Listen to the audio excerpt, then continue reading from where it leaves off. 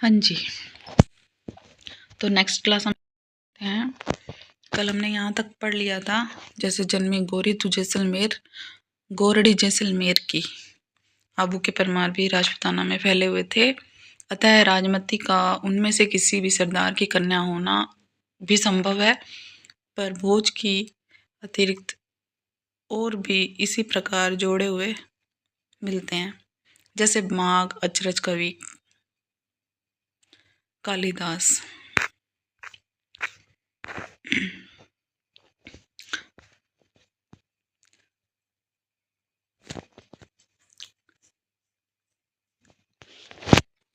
जैसा पहले कह आए हैं, अजमेर के चौहान राजा विसल देव के बड़े वीर और प्रतापी थे। विसल देव विग्रह राज चतुर्थ बड़े वीर और प्रतापी थे। उन्होंने मुसलमानों के विरुद्ध कई चढ़ाइयाँ की थी। किसने? विसल देव चतुर्थ ने। विसल देव ने, जो कि विग्रह राज चतुर्थ के नाम से जाने जाते थे, और कई प्रदेशों को मुसलमानों से खाली भी करवाया था। दिल्ली और झांसी के प्रदेश इन्हीं ने अपने राज्य में मिलाए थे। इनके वीर चरित्र का बहुत कुछ वर्णन इनके राजकवि सोमदेव रचित ललित विग्रह नाटक संस्कृत में है, जिसका कुछ अंश बड़ी बड़ी शिलाओं पर खुदा हुआ है। अब ये वाला ध्यान रखिएगा, ललित विग्रह राज नाटक जो संस्कृत भाषा के अंदर है, ये इसके कवि कौन थे? सोमदेव, है ना। ये बड़ी बड़ी शिलाओं पर खुदा हुआ है। ये भी मतलब एक शिलालेख ही है। और राजपूताना म्यूजियम में ये सुरक्षित भी है आज के टाइम में। पर नालह के इस विसलदेव में जैसा कि होना चाहिए था, न तो उक्त वीर राजा की ऐतिहासिक चढ़ाइयों का वर्णन है, न ही शौर्य पराक्रम का। श्रृंगार रस की दृष्टि से विवाह और रूठ कर विदेश जाने का प्रोषित पतिका के वर्णन के लिए मनमाना वर्णन है। कि मतलब जो विसलदेव चतुर्थ विग्रहराज चतुर्थ था, वो अपनी रानी से राजमती से रूठ कर चला गया था ना, दूसरे देश में चला गया था। तो उसने कोई ताना मारा था शायद, उस वजह से फिर उनको ईगो हर्ट हो गया और वो चले गए यहाँ से। तो अब उस रानी के जो अकेली जो रह गई रानी, नई ब्याहिता रानी थी, अब उस रानी को वियोग हुआ उनके प्रति। तो उसमें उस वियोग को श्रृंगार रस की दृष्टि से यहाँ पर दर्शाया गया है इसके अंदर। तो ये प्रोषित पतिका के वर्णन के लिए मनमाना वर्णन है, इन्होंने अपने मन से वर्णन कर दिया। अतः इस छोटी सी पुस्तक को विसल देव ऐसे वीर का रासो कहना खटकता है। विरासो ये खटक रहा है क्योंकि इसमें कोई लड़ाई का वर्णन नहीं है, कोई युद्ध का वर्णन नहीं है, इसलिए। पर जब हम देखते हैं कि कोई काव्य ग्रंथ नहीं है, ये कोई काव्य ग्रंथ नहीं है, केवल गाने के लिए इसे रचा गया है, तो बहुत कुछ समाधान हो जाता है। भाषा की परीक्षा करके देखते हैं तो यह साहित्यिक नहीं है, राजस्थानी है। अगर देखें कि भाषा की दृष्टि से, तो ये साहित्य तो नहीं है, ये कोई राजस्थानी भाषा में है। जैसे सुकई छः, मतलब छः हम जयपुरी लैंग्वेज में यूज़ करते हैं, सूखता है, छः का मतलब है होता है। पाटन थी, पाटन से, भोज तना, भोज का, खंड खंडरा, खंड खंड का इत्यादि। इस ग्रंथ से एक बात का आभास अवश्य मिलता है कि यह मिलता है कि भाई ये शिष्ट काव्य भाषा में ब्रज और खड़ी बोली के प्राचीन रूप का ही राजस्थान में भी व्यवहार होता था। तो साहित्य की सामान्य भाषा हिंदी ही थी, जो कि पिंगल भाषा कहलाती थी। जो साहित्य की भाषा हिंदी थी ना, उसको वो पिंगल कह रहे थे उस टाइम में। तो विसल देव रासो में भी बीच बीच में बराबर एक साहित्यिक भाषा हिंदी को मिलाने का प्रयत्न दिखाई पड़ता है। भाषा की प्राचीनता पर विचार करने के पहले यह बात ध्यान में रखनी चाहिए कि गाने की चीज होने के कारण इसकी भाषा में समय अनुसार बहुत कुछ फेरफार होता है। अब गाने का कोई साधन था ये, लोग इसको गाते थे, अलग अलग गाँवों में लोग गाते थे। तो जहाँ पे भी गाई जाती थी वहाँ उसकी भाषा में और उसके शब्दों में परिवर्तन आता रहता था। तो पर लिखित रूप में रक्षित होने के कारण इसका पुराना ढांचा बहुत कुछ बचा हुआ है। उदाहरण के लिए मेलवी, मिलाकर, जोड़कर, या फिर चितह, चितह का मतलब हुआ चिता में, रणी, रण में, प्रापिजयी, प्राप्त हो, किया जाए, हो या किया जाए, प्राप्त हो या किया जाए, इण विधि, इस विधि, ठीक है। इसऊ, ऐसा, बाल हो, बाला का। इसी प्रकार नगर, नयर को नगर कहा गया, नगर को नयर कहा गया है, प्रसाद को पसाऊ और पयोधर को पयोहर कहा गया है। आदि प्राकृत शब्द भी इसका, जिनका प्रयोग कविता के अपभ्रंश काल में से लेकर पीछे तक होता रहा है। इनमें आए हुए कुछ फारसी, अरबी, तुर्की शब्दों की ओर भी ध्यान जाता है, जैसे कि महल, इनाम, नेजा, ताजनो, ताजियाना। जैसे कहा जा चुका है, पुस्तक की भाषा में फेरफार अवश्य हुआ, अतः ये शब्द पीछे से मिले हुए भी हो सकते हैं और कवि के द्वारा व्यवहृत भी। कवि के समय में पहले ही पंजाब में मुसलमानों का प्रवेश हो गया था और इधर इधर जीविका के लिए फैलने लगे थे, अतः ऐसे साधारण शब्दों का प्रचार कोई आश्चर्य की बात नहीं थी। बिसल देव के सरदारों में ताजुद्दीन मियाँ भी मौजूद थे। महल पलाण्यो ताज दिन, खुरसानी चढ़ी चलियो गोंड। उपयुक्त विवेचन के अनुसार यह पुस्तक न तो वस्तु के विचार से और न ही भाषा के विचार से अपने असली और मूल रूप में कही जा सकती है। राय बहादुर, पंडित गोई शंकर, हीराचंद ओझा ने इसे हमीर के समय की रचना कहा है। ठीक है। और राजपुताने का इतिहास, ये जो बुक है इसके पृष्ठ नंबर 19 के ऊपर ये बात कही गई है। यह नरपति नालय की पोथी का विकृत रूप अवश्य है, जिसके आधार पर हम भाषा और साहित्य संबंधी कई तथ्यों तक पहुंचते हैं। ध्यान देने की पहली बात है, राजपुताने के एक भाट का अपनी राजधानी में हिंदी का मेल करना, जैसे मोती का आखा किया, चंदन काठ को मांडवो, सोना की चोरी, मोती की माल इत्यादि। इससे ये सिद्ध हो जाता है कि प्रादेशिक बोलियों के साथ साथ ब्रज या मध्य देश की भाषा का आश्रय लेकर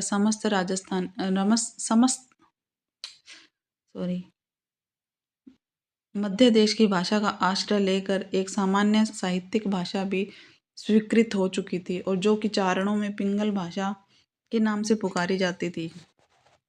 अपभ्रंश के योग से शुद्ध राजस्थानी भाषा का जो साहित्यिक रूप था वह डिंगल था।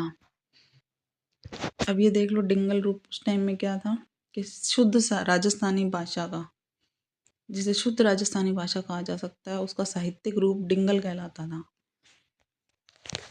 जिसमें अपभ्रंश का भी योग है। हिंदी साहित्य के इतिहास में हम केवल पिंगल भाषा से लिखे हुए ग्रंथों का ही विचार कर सकते हैं। दूसरी बात जो कि साहित्य का संबंध रखती है, वीर और श्रृंगार का मेल है।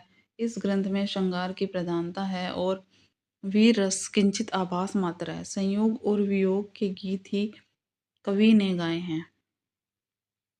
ठीक है। विसल देव के कुछ पद्य देखिए। अब आपको इनको पहचानना है, बस सबसे मेन तो बात यही है। परनबा चाल्यो विसल राय, नाम आ गया विसल देव का। परस्या सहू लिया बुलाए, जान लगी साजती कऊ, जिरह रंगावली पहरजो टोप, हुऊ पैसारो विसल राव। फिर विसल राव का नाम आ गया। आवी सयल अंतेवरी राव, रूप अपूर्व पेशियई, इसी स्त्री नहीं सयल संसार, अतिरंग स्वामी सु मिली रति, राती बेटी राजा भोज की, गर्भ करी उभो छई सांभर्यो राव। मुँह सरीखा नहीं उर भुआल। मही घरी सांबर उगेऊ चहु दिस थान जैसलमेर। गरीब न बोलो हो सांभरो राव तो सरीखा गणा और भुआल। एक उड़ीसा को धाणी बचन हमारे तू मानी जू मानी।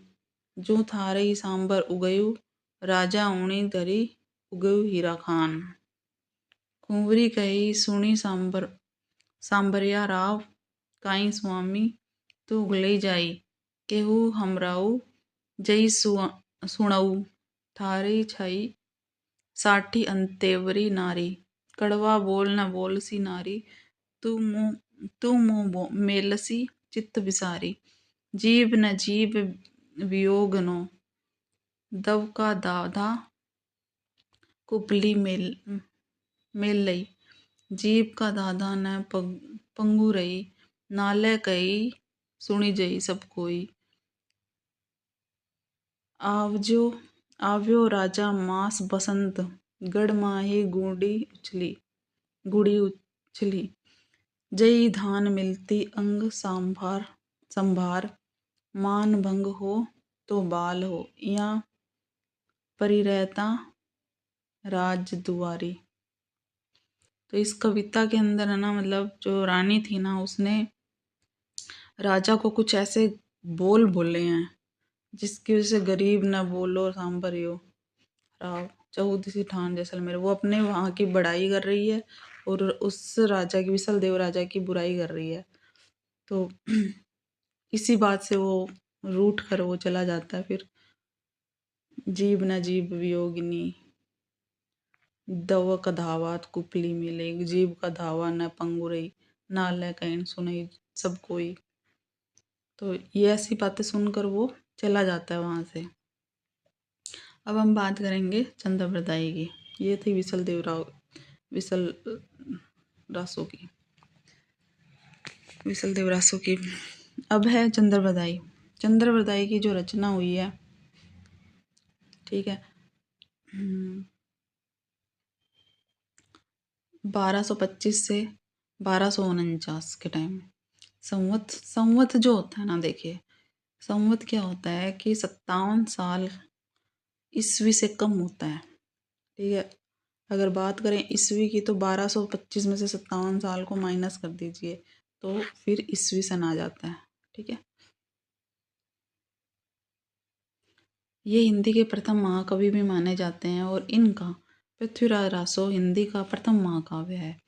चंद दिल्ली के अंतिम हिंदू सम्राट महाराजा पृथ्वीराज के सामंत और राजकवि प्रसिद्ध हैं। इनके नाम में भावुक हिंदुओं के लिए एक विशेष प्रकार का आकर्षण है। रासो के अनुसार ये भट्ट जाति के जकात नामक गोत्र के थे। इनकी गोत्र क्या थी? जगात। ठीक है, 1225 से लेकर 1249 तक इनके टाइमिंग था। प्रथम महाकवि कहे जाते हैं और ये अंतिम हिंदू सम्राट थे। पृथ्वीराज रासो उनके राजकवि थे, सामंत थे और भट्ट जाति के थे। और गोत्र कौन सा था? जगात। इनके पूर्वजों की भूमि पंजाब थी, जहाँ लाहौर में इनका जन्म हुआ। इनका और महाराज पृथ्वीराज का जो जन्म था वो एक ही दिन हुआ था और दोनों ने एक ही दिन संसार भी छोड़ा था। ये महाराज पृथ्वीराज के राजकवि ही नहीं, उनके सखा और सामंत भी थे और षड भाषा, व्याकरण, काव्य, साहित्य, छंद, शास्त्र, ज्योतिष, पुराण, नाटक आदि विद्याओं में पारंगत थे। इन्हें जालधारी देवी का इष्ट भी था, जिनकी कृपा से ये अदृष्ट काव्य भी कर सकते थे। इनका जीवन पृथ्वीराज के जीवन के साथ ऐसा मिला जुला था कि अलग नहीं किया जा सकता था। युद्ध में, आखेट में, सभा में, यात्रा में सदा महाराज के साथ रहते थे और जहाँ जो बातें होती थी सब में सम्मिलित रहते थे। पृथ्वीराज रासो 2500 पृष्ठों का बहुत बड़ा ग्रंथ है, जिसमें 69 समय सर्ग या अध्याय सर्ग या अध्याय को समय कहा गया है इसके अंदर 69। याद रखिएगा, इसमें पूछा भी जाता है बहुत बार कि 69 सर्ग है या समय है। प्राचीन समय में प्रचलित सभी छंदों का व्यवहार हुआ है। मुख्य छंद है कवित या छप्पे, दोहा, तोमर, तोटक, गाहा और आर्या। जैसे कादम्बरी के संबंध में प्रसिद्ध है, उनका पिछला भाग बाण के पुत्र ने पूरा किया था। वैसे ही रासों के पिछले भाग का भी चंद के पुत्र जलहण द्वारा पूर्ण किया जाना कहा जाता है। रासों के अनुसार जब शहाबुद्दीन गोरी पृथ्वीराज को कैद करके गजनी ले गया, तब कुछ दिन पीछे चंद भी वहीं गए। जाते समय कवि ने अपने पुत्र जलहण के हाथ में रासों की पुस्तक देकर उसे पूर्ण करने का संकेत किया। जलहण के हाथ में रासों को सौंपे जाने और उसके पूरे किए जाने का उल्लेख भी रासों के अंदर है। पुस्तक जलहण हथ दे चली गज्जन नृपकाज, रघुनाथ चरित हनुमंत कूप, हनुमंत कृत भूप भोज उदरिय जिमी, पृथ्वीराज सुजस कवि चंद कृत चंद नंद उदरिय तिमी। पृथ्वीराज रासों में आबू के यज्ञ कुंड से 4 क्षत्रिय कुलों की उत्पत्ति और चौहानों के अजमेर में राज स्थापन से लेकर पृथ्वीराज के पकड़े जाने तक सविस्तार वर्णन है। इस ग्रंथ के अनुसार पृथ्वीराज अजमेर के चौहान राजा सोमेश्वर के पुत्र और अर्णोराज के पौत्र थे। पृथ्वीराज किसके पुत्र थे? देखिए, सोमेश्वर के पुत्र थे और अर्णोराज के पोते थे, जिन्होंने अजमेर का नगर बसाया था। जो अन्ना सागर झील के जो निर्माता थे वही। सोमेश्वर का विवाह दिल्ली के तुवर या तोमर राजा अनंगपाल की कन्या से हुआ। अनंगपाल की 2 कन्याएं थी, सुंदरी और कमला। सुंदरी का विवाह कन्नौज के राजा विजयपाल के साथ हुआ और इस संयोग से जयचंद राठौड़ की उत्पत्ति हुई। मतलब जो सुंदरी थी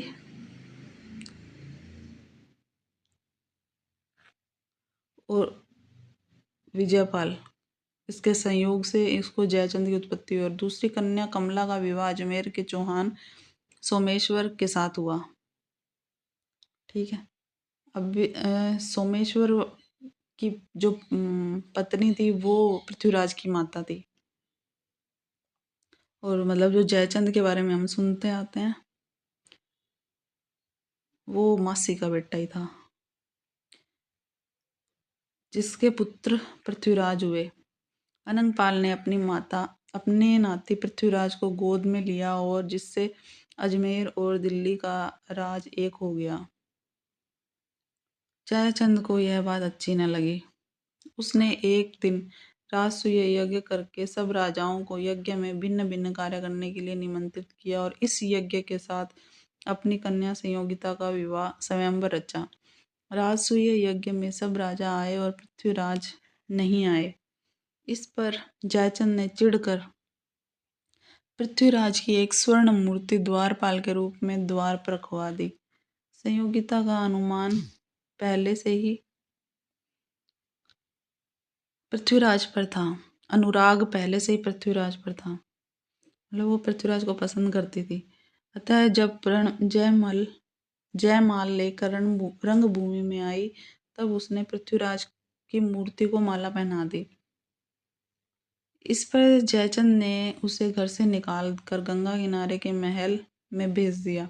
इधर पृथ्वीराज के सामंतों ने आकर यज्ञ विध्वंस किया और फिर पृथ्वीराज ने चुपचाप आकर संयोगिता से गंधर्व विवाह किया, मतलब कि उसको भगा के ले गए थे। गंधर्व विवाह का मतलब यही है। अंत में वे उसे हर कर ले गए। रास्ते में जयचंद की सेना ने बहुत युद्ध हुआ और संयोगिता को लेकर पृथ्वीराज कुशलतापूर्वक दिल्ली पहुंच गए और वहां भोग विलास में ही उनका समय बीतने लगा और राज्य की रक्षा पर ध्यान न गया। बल का बहुत कुछ हास तो जयचंद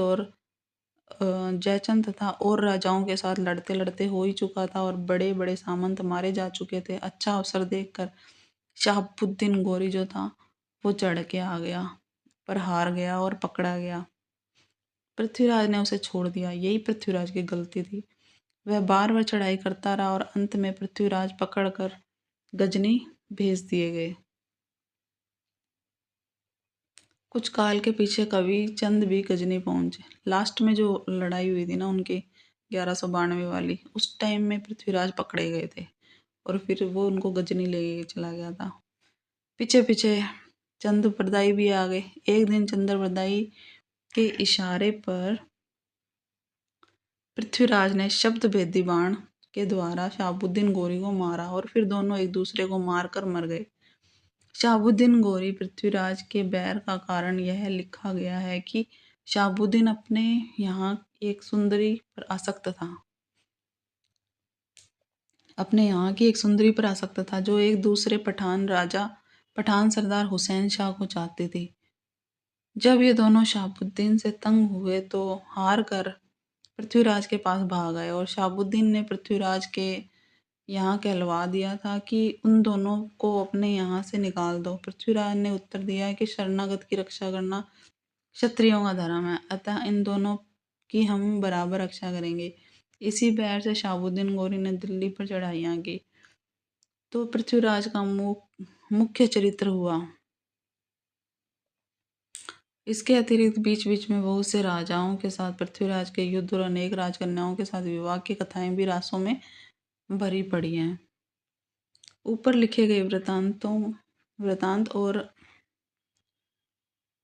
रासों में दिए गए संवतों का ऐतिहासिक तथ्य के साथ बिल्कुल मेल न खाने के कारण अनेक विद्वानों ने पृथ्वीराज रासों को पृथ्वीराज के समसामयिक किसी कवि की रचना होने का में पूरा संदेह किया और उसे 16वीं शताब्दी में लिखा हुआ एक जाली ग्रंथ ठहराया है। रासों में चंगेज, तैमूर आदि कुछ पीछे के नाम आने से यह संदेह और भी पुष्ट होता है। प्रसिद्ध इतिहासज्ञ राय बहादुर पंडित गौरीशंकर हीराचंद ओझा रासों में वर्णित घटनाओं और संवतों को बिल्कुल भाटों की कल्पना मानते हैं। पृथ्वीराज की राजसभा में कश्मीर के कवि जयानक ने संस्कृत में पृथ्वीराज विजय नामक एक काव्य लिखा जो कि पूरा नहीं मिलता है। उसमें दिए हुए संवत और घटनाएं इतिहास खोज के अनुसार ठीक ठहरती हैं। उसमें पृथ्वीराज की माता का नाम कपूरी देवी लिखा है जिसका संबंध झांसी के शिलालेख में भी होता है। उक्त ग्रंथ प्रामाणिक और समसामयिक रचना है। उसके और हमीर महाकाव्य आदि कई प्रामाणिक ग्रंथों के अनुसार सोमेश्वर का दिल्ली के तोमर राजा अनंगपाल की पुत्री से विवाह होना और पृथ्वीराज का अपने नाना के गोद में जाना। तो नाना ने गोद ले लिया था उनको। देखिए पृथ्वीराज चौहान को तो उनके नाना ने गोद ले लिया था और जयचंद को लिया नहीं था। तो जयचंद इस वजह से उनसे चिढ़ गया था पृथ्वीराज चौहान से। इसी वजह से फिर उसने वो स्वयंवर रखा था अपनी पुत्री के लिए, संयोगिता के लिए। फिर वो कहानी हुई उसके बाद ही सारी। तो उसके और हमीर महाकाव्य आदि कई प्रामाणिक ग्रंथों के अनुसार सोमेश्वर का दिल्ली के तोमर राजा अनंगपाल की पुत्री से विवाह होना और पृथ्वीराज का अपने नाना के गोद जाना, राणा समर सिंह का पृथ्वीराज का समकालीन होना और उसके पक्ष में लड़ना, संयोगिता, हरण इत्यादि बातें असंगत सिद्ध होती हैं। इसी प्रकार आबू के यज्ञ से चौहान आदि 4 अग्निकुलों की उत्पत्ति की कथा भी शिलालेखों की जांच करने पर कल्पित ठहरती है क्योंकि इनमें से सोलंकी, चौहान आदि कई कुलों के प्राचीन राजाओं के शिलालेख मिले हैं जिनमें वे सूर्यवंशी, चंद्रवंशी आदि कहे गए हैं। अग्निकुल का कोई उल्लेख नहीं है। अग्निकुल का तो सिर्फ इसी में बताया गया है, चंद्रप्रदायी के पृथ्वीराज रासों में। चंद ने पृथ्वीराज का जन्मकाल 1115 ईस्वी में दिल्ली गोद जाना 1122 में और कन्नौज जाना 1151 में, शहाबुद्दीन के साथ युद्ध जो है वो 1158 में लिखा है। अब ये संवत में है।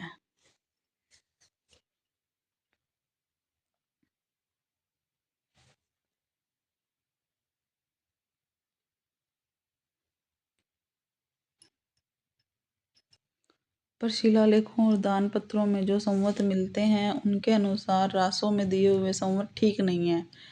अब तक ऐसे दान पत्र या शिलालेख जिनमें कि पृथ्वीराज, जयचंद और परमार्दी देव, महोबा के जो परमार शासक थे वो परमार्दी देव अलाउद्दल वाले, इस प्रकार मिले हैं। पृथ्वीराज के 4 जिनके संवत 1224 से और 1244 के बीच में है। जयचंद के 12 जिनके संवत 1224 से 1243 के बीच में। परमार्दी देव के 6 जिनके संवत 1223 से 1258 के बीच में है। इनमें से एक संवत 1239 का भी है जिसमें कि पृथ्वीराज और परमार्दी देव के युद्ध का वर्णन है। इन संवतों से पृथ्वीराज का जो समय निश्चित होता है इसकी सम्यक पुष्टि फारसी तारिखाओं से भी की जाती है। फारसी इतिहासकारों के अनुसार शहाबुद्दीन गोरी के साथ पृथ्वीराज का प्रथम युद्ध 587 हिजरी विक्रमी संवत है 1248 और सन है 1191।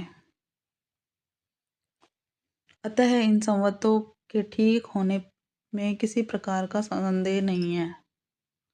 ये सब गलत है, गलत नहीं है, सही है। मतलब इन्होंने कहा अतः इन संवतों के ठीक होने में किसी प्रकार का संदेह नहीं है, कि ये कोई प्रकार का संदेह नहीं है कि ये ठीक है।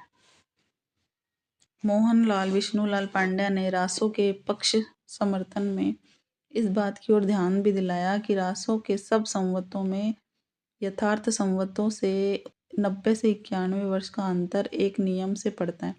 उन्होंने ये विचार उपस्थित किया कि ये अंतर भूल नहीं है बल्कि किसी कारण से रखा गया है। इसी धारणा के लिए उन्होंने रासों के इस दोहे को पकड़ा। अब जो एक्चुअल संवत है ना उसमें और जो रासों में दिए है उसमें 90 से 91 वर्ष का अंतर है। अब जो विद्वान इसको सही मानते हैं उनमें है विष्णुलाल पांड्या। तो अब ये तर्क देंगे कि ये किस वजह से इतना अंतर रखा गया है। इसी धारणा को सही सिद्ध करने के लिए एक दोहे को पकड़ते हैं। एकादश से पंचदश विक्रम साक अनद तिहि रिपु जय पुरहन को भय पृथ्वी राज नरिंद। अब और विक्रम साक आनंद, आनंद जो है ना इसका अर्थ है ए का मतलब हो गया 0 और नंद का मतलब है 9, ये ले दिया 90। ठीक है, अर्थात आनंद मतलब कि 90 रहित विक्रमी संवत। अब क्यों ये 90 वर्ष घटाए गए इसका कोई उपयुक्त कारण नहीं बता सकते वो मोहनलाल विष्णुलाल पांड्या। नंदवंशी शूद्र, उन्होंने इसका ये रीज़न नहीं बताया कि 90 साल क्यों घटाए। अब उन्होंने ये तो बता दिया कि 90 साल इस दोहे के हिसाब से कम है। ठीक है, नंदवंशी शूद्र थे इसलिए उनका राजत्व काल राजपूत भाटों ने निकाल दिया और इस प्रकार के विलक्षण कल्पना करके वे रह गए। इस पर कल्पनाओं से किसी प्रकार समाधान नहीं होता। आज तक और प्रचलित संवतों में कुछ काल निकाल कर संवत लिखने की प्रथा नहीं पाई गई है। भाई अगर पहले के कोई देखें या आज तक भी कोई देखें तो ऐसी कोई प्रथा नहीं मिली, ऐसा कोई रिवाज ही नहीं मिली कि भी जिसमें वो लोग कुछ सन को घटा दें या कुछ कालों को घटा दें। आज तक और कहीं कहीं प्रचलित संवत में कुछ काल निकाल कर संवत लिखने की कोई प्रथा नहीं पाई गई। फिर भी यह विचारणीय है कि किसी ने प्रचलित विक्रम संवत में से 90 से 91 वर्ष निकालकर पृथ्वीराज रासों में संवत दिए हैं, उसने ऐसा जानबूझ के किया है या फिर धोखे से या भ्रम में पड़कर। ऊपर जो दोहा उद्धृत किया गया है उसमें अनंत के स्थान पर कुछ लोग अनिंद पाठ का होना अधिक उपयुक्त मानते हैं। इस रासों में एक दोहा ये भी है, एकादश से पंचदश विक्रम जिस धर्म सुता त्रातीय शाक पृथ्वीराज को लिस्यो विपर गुण कुत्ता। इसमें क्या है, इसमें 9 के गुप्त करने का अर्थ निकाला गया है, पर कितने में से 9 कम करने से यह तीसरा शक बनता है, ये नहीं कहा जा सकता। इन्होंने उसमें तो गुण गुत्ता कह के मतलब बता दिया। दूसरी बात यह कि गुणगुप्ता जो है ब्राह्मण का नाम गुणगुप्त प्रतीत होता है। फिर से देखते हैं एक बार उसी दोहे को। एकादश से पंचदह विक्रम जिस धर्म सुत्ता। त्रातीय शाक पृथ्वीराज को लस्यो विपर गुणगुप्ता। यहाँ तो गुणगुप्त के नाम का पता चल रहा है।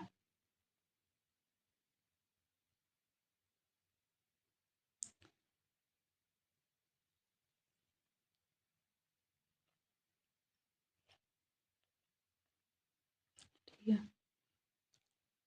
बात संवत की नहीं, इतिहास विरुद्ध कल्पित घटनाएं भी जो भरी पड़ी है उनमें से भी क्या कहा जा सकता है। मानो कि रासो इतिहास नहीं है, काव्य ग्रंथ है, पर काव्य ग्रंथों में सत्य घटनाओं में बिना किसी प्रयोजन के कोई उलटफेर नहीं किया जाता। जयानक का पृथ्वीराज विजय भी तो काव्य ग्रंथ ही है, फिर भी उसमें घटनाएं और नाम ठीक ठीक है। इस संबंध में इसके अतिरिक्त और कुछ कहने की जगह नहीं है। यह पूरा ग्रंथ वास्तव में जाली है।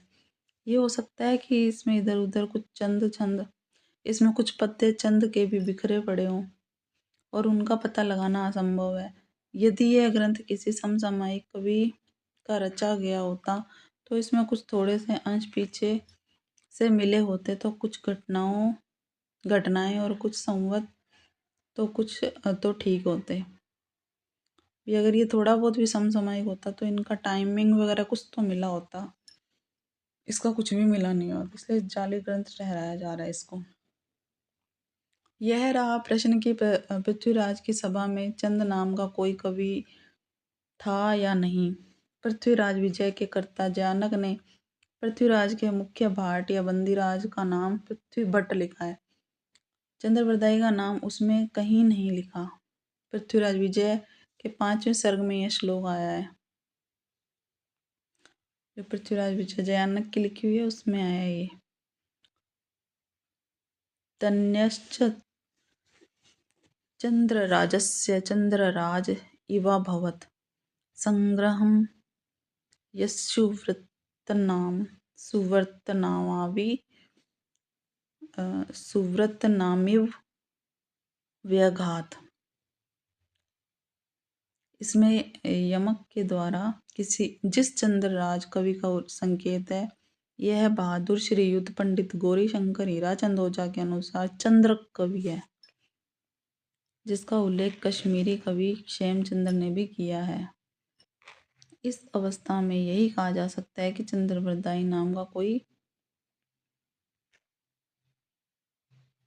कवि था, तो वह तो पृथ्वीराज की सभा में न रहा होगा या जयानक के कश्मीर लौट जाने पर आया होगा। अधिक समय यह जान पड़ता है कि जो पृथ्वीराज के पुत्र गोविंदराज या उनके भाई हरिराज या फिर इन दोनों में से किसी एक के वंशज के यहाँ पर चंद्र नाम का कोई भट्ट कवि रहा हो, जिसने उनके पूर्वज पृथ्वीराज की वीरता आदि का वर्णन में कुछ रचना की हो। पीछे जो बहुत कुछ कल्पित भट्ट बनंत तैयार होता गया, उन सबको लेकर चंद को पृथ्वी का समसामयिक मान उसी के नाम पर रासो नाम की यह बड़ी इमारत खड़ी करनी हो गई। भाषा की कसौटी पर यदि ग्रंथ को कसते हैं तो और भी निराश होना पड़ता है, क्योंकि यह बिल्कुल ठिकाने की है और इसमें व्याकरण आदि की कोई व्यवस्था नहीं है। दोहों की और कुछ कुछ कवित्वों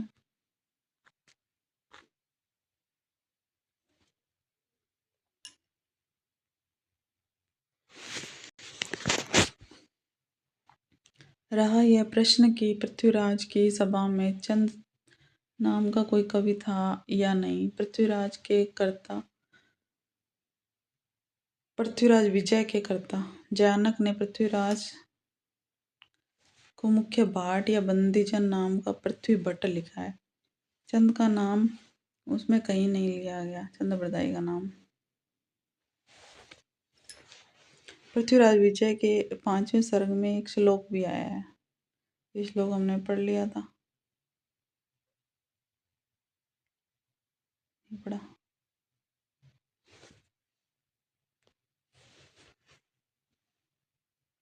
तन्यश्चन्द्रराजस्य चन्द्रराज इवाभवत् संग्रहं सुवृत्तनामिव व्यवघात। इसमें यमक के द्वारा जिस चंद्रराज कवि का संकेत है वह राज बहादुर श्रीयुत गौरीशंकर हीरा चंदोजा के अनुसार चंद्रक कवि है, जिसका उल्लेख कश्मीर के क्षमेंद्र ने भी किया है। इस अवस्था में यही कहा जा सकता है कि चंद्रबरदाई का नाम का कोई कवि था तो वह या तो पृथ्वीराज की सभा में न रहा होगा या फिर जयानक के कश्मीर लौट जाने पर आया होगा। अधिक संभव तो यही जान पड़ता है कि पृथ्वीराज के पुत्र गोविंदराज या उनके भाई हरिराज या इन दोनों में से किसी एक वंशज के यहाँ चंद्र नाम का कोई भट्ट कवि रहा होगा, जिसने अपने पूर्वज पृथ्वीराज की वीरता आदि का वर्णन में कुछ रचना की हो। बहुत कल्पित भट्ट बनंत तैयार होता गया और उन सबको लेकर चंद को पृथ्वीराज का समसामयिक मान उसी के नाम पर जो रासो नाम की एक बड़ी इमारत खड़ी कर दी गई।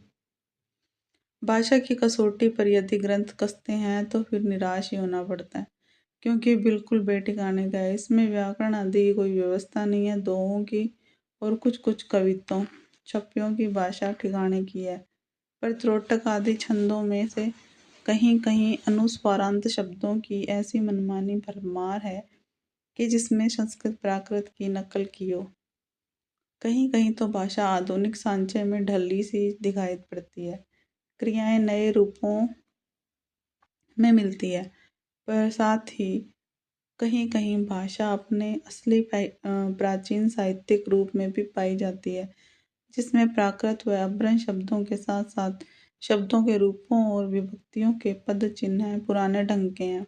इस दशा में भाटों के इस वाकजाल के बीच जहाँ कहाँ पर कितना अंश असली है, इसका निर्णय असंभव होने के कारण यह ग्रंथ न तो भाषा के इतिहास के और न ही साहित्य के इतिहास के जिज्ञासुओं के काम का है।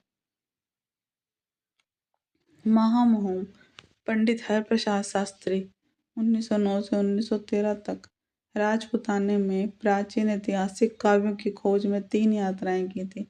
उनका वितरण बंगाल की एशियाटिक सोसाइटी ने छापा और उस विवरण में पृथ्वीराज रासो के विषय में बहुत कुछ लिखा है और कहा गया है कि कोई तो चंद के पूर्व पुरुषों के मगध में आया हुआ बताते हैं, पर पृथ्वीराज रासो में लिखा है कि चंद का जन्म लाहौर में हुआ था। कहते हैं कि चंद पृथ्वीराज के पिता सोमेश्वर के समय राजपुताने में आया और पहले सोमेश्वर का दरबारी और बाद में पृथ्वीराज का मंत्री, सखा और राजकवि हुआ। पृथ्वीराज ने नागौर बसाया था और वहीं बहुत सी भूमि चंद्रप्रदायी को दी थी। शास्त्री जी का कहना है कि नागौर में अब तक चंद के वंशज रहते हैं और इसी वंश के वर्तमान प्रतिनिधि ननूराम भाट से शास्त्री जी की भेंट हुई। उसमें उन्हें चंद का वंश वृक्ष प्राप्त हुआ इस प्रकार है।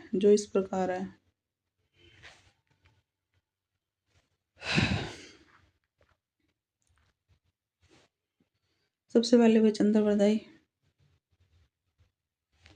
फिर गुणचंद्र, जलचंद जिसको जलहरण भी बोला गया है, सीताचंद, वीरचंद, हरिचंद, रामचंद, सीताचंद, वीरचंद, हरिचंद, रामचंद, विष्णुचंद, उद्रंचक, रूपचंद, बुधचंद, देवचंद, सूरचंद,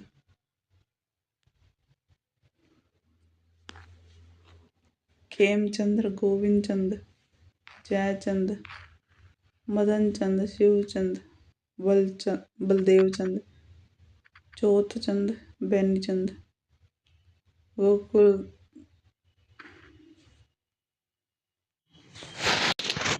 इसके चंद बताई के जितने भी पूर्वज हैं उनके नाम दिए गए हैं, तो अब इतने अपने काम के लिए नाम याद रह सकते हैं इतने, तो हम आगे का पढ़ेंगे।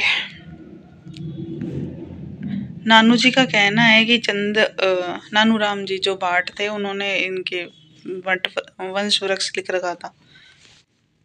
नानू जी का कहना है कि चंद के 4 लड़के थे, जिनमें से एक तो मुसलमान बन गया था, दूसरे का कुछ पता नहीं, तीसरे का वंशज जो है अबोर में जाकर बस गए, और चौथा जो जल्लन जो था उसका वंशज जो है नागौर में चला गया। पृथ्वीराज रासो में चंद के लड़कों का उल्लेख इस प्रकार है। दहती पुत्र कविचंद के सुंदर रूप सुजान, इक जल गुण बावरो गुण समुद्र ससीभान। पृथ्वीराज रासो में कविचंद बदाई के 10 पुत्रों के नाम दिए गए हैं। सूरदास की साहित्य लहरी की टीका में एक पद ऐसा है जिसमें सूर की वंशावली दी है, वह पद ये है। प्रथम ही पृथु यज्ञते भे प्रकट अद्भुत रूप, ब्रह्म राव विचारी ब्रह्मा राखु नाम अनूप। पान पय देवी दियो शिव आदि सुर सुख पाए, कयो दुर्गा पुत्र तेरो भयो अति अधिकाय। पारी पायन सुरन के सुर सहित स्तुति कीन, तासु वंश प्रशंस में भोचंद चारु नवीन। भूप पृथ्वीराज दीन हो तिन्हे ज्वाला देश, तनय ताके 4 कीनो प्रथम आप नरेश।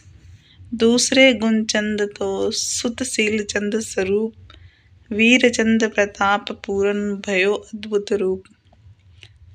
रणथंभोर हमीर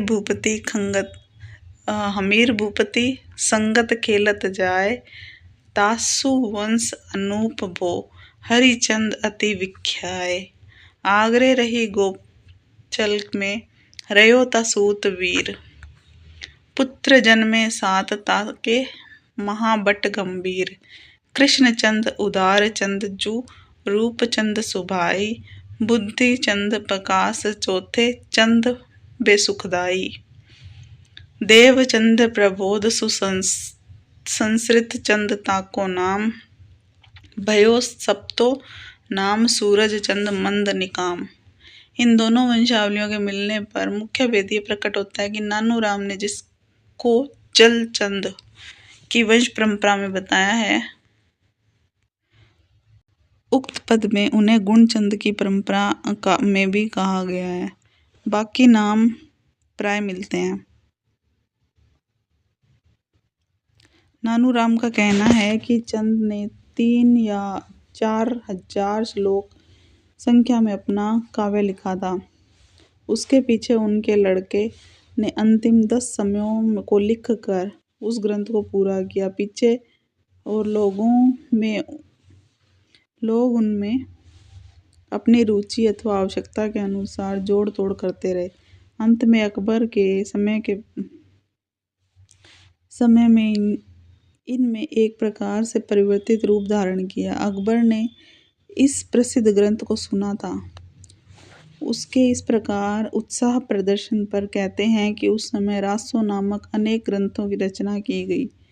नानू राम का कहना है कि असली पृथ्वीराज रासो की प्रति मेरे पास है, पर उन्होंने महोबा समय की जो नकल महामहोपाध्याय पंडित हरप्रसाद शास्त्री को दी थी, वह और भी ऊट पटांग और रद्दी है। तो उसकी सिर्फ 2 ही लाइनें पढ़ेंगे हम। पृथ्वीराज के पद्मावती समय के कुछ पद्धत नमूने के लिए दिए जाते हैं। हिंदुवान थान उत्तम सुदेश,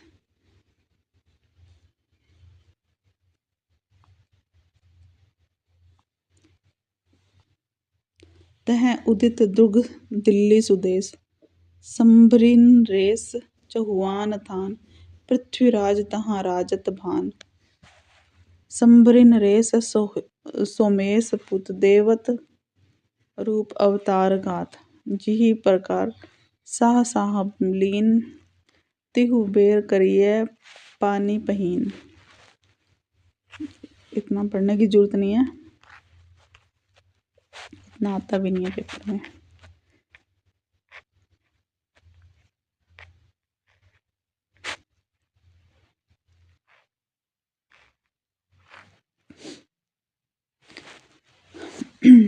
अब है मधुकर कवि। भट्ट केदार का भट्ट केदार मधुकर कवि। जिस प्रकार चंद्रबरदाई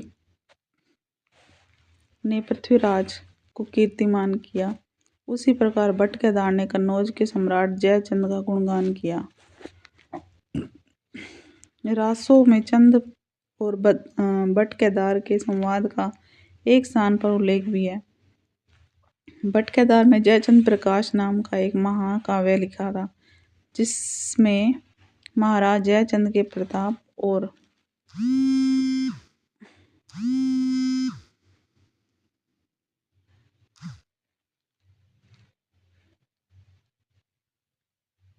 पराक्रम का विस्तृत वर्णन था। इस प्रकार का जयमयंक जस चंद्रिका नाम का एक बड़ा ग्रंथ मधुकर कवि ने भी लिखा है, पर दुर्भाग्य से दोनों ग्रंथ आज उपलब्ध नहीं है।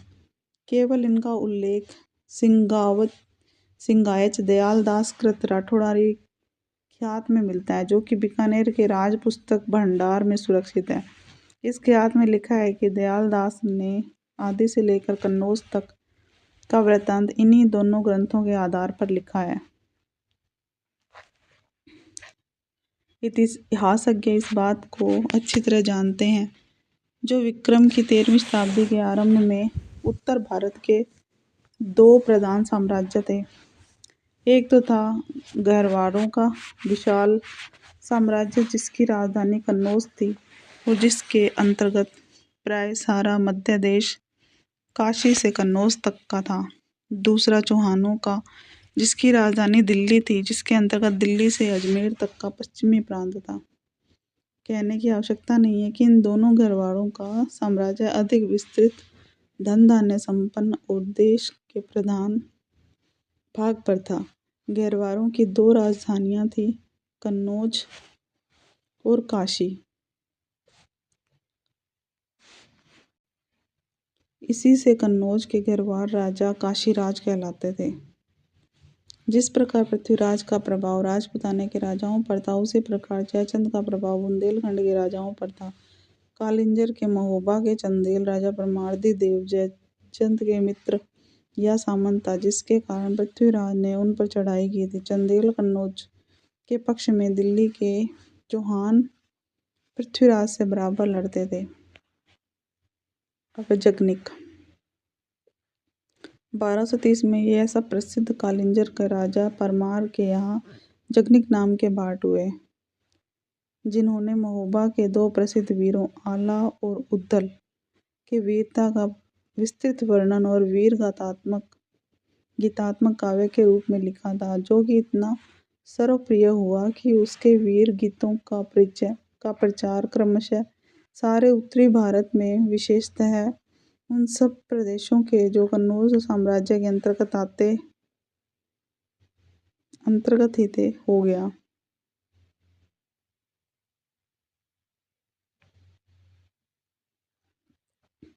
जगनिक के काव्य का आज कहीं पता नहीं है, पर उसके आधार पर प्रचलित गीत हिंदी भाषी प्रांतों के गांव-गांव में सुनाई पड़ते हैं।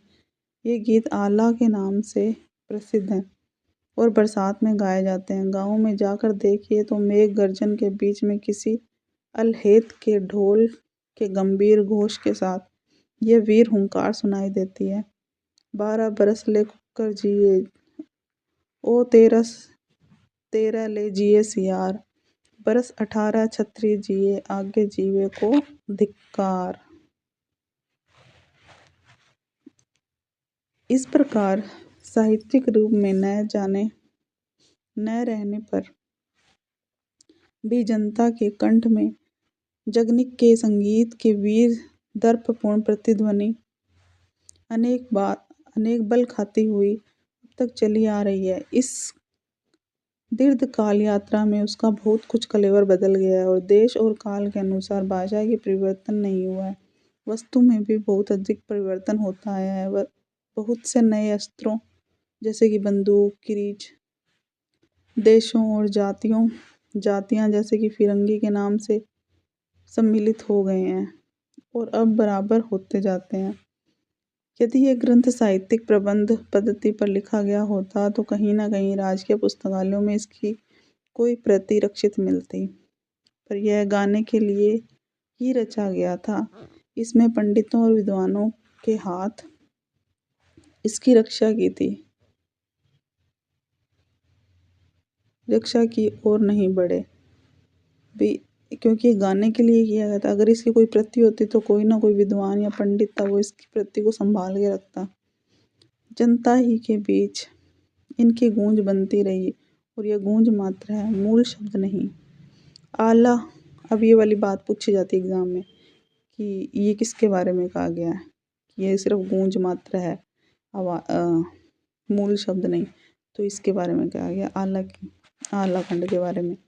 आला का प्रचार यूं तो सारे उत्तर भारत में है। यह बेसवाड़ा इसका केंद्र माना जाता है, पर बेसवाड़ा जो है इसका केंद्र माना जाता है, यहाँ पर इसके गाने वाले बहुत ही अधिक मिलते हैं। बुंदेलखंड में विशेषतः महोपे के आसपास भी इसका चलन बहुत है।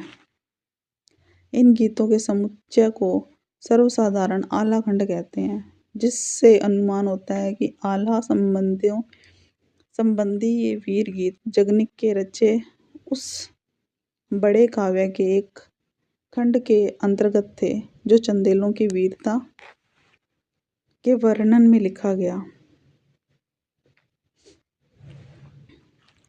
आला और उद्दल परमाल के सामंत थे और बनाफर शाखा के क्षत्रिय थे। कौन सी शाखा के क्षत्रिय थे? बनाफर शाखा के। इन गीतों का एक संग्रह आला खंड के नाम से भी छपा है। फर्रुखाबाद के तत्कालीन कलेक्टर मिस्टर चार्ल्स इलियट ने पहल इन गीतों का संग्रह करके 60 से 70 साल पहले छपवाया था। अब है श्रीधर। रणमल छंद नामक काव्य लिखा उन्होंने संवत 1454 में। 1454 रणमल छंद नामक एक काव्य रचा जिसमें कि ईडर के राठौड़ राजा रणमल की उस विजय का वर्णन है जो उसमें पाटन का सूबेदार जफर खान पर प्राप्त की थी।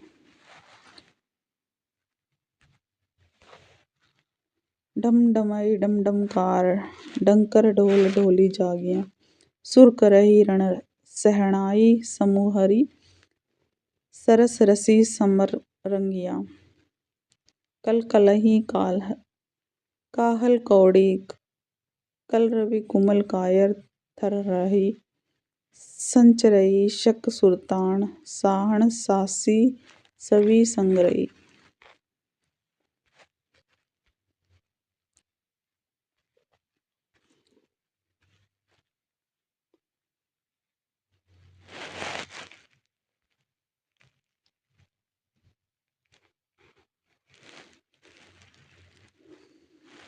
अभी ये संदर्भ में लिखा है, बयान में।